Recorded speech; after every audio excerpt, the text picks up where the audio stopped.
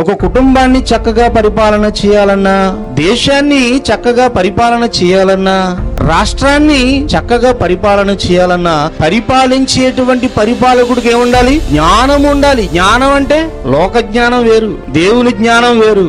ముఖ్యంగా ఏముండాలని అంటే పరిపాలించే పరిపాలకుడికి మంచేదో చెడేదో తెలియాలి. అదే సొలొమోను కూడా కోరుకున్నాడు. అవునా? సొలొమోను ఏం కోరుకున్నాడు?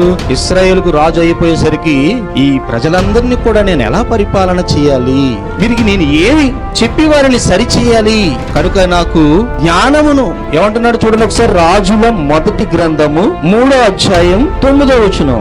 ఇంత గొప్పదైన ఈ జనమునకు న్యాయము తీర్చగలవాడు ఎవడు? కాబట్టి నేను మంచి చెడులు వివేచించి నీ జనులకు న్యాయము తీర్చున్నట్లు నీ దాసుడనైన నాకు వివేకము గల హృదయము. ఏం కావాలంటున్నాడండి? మంచి చెడు నాకు తెలియాలి.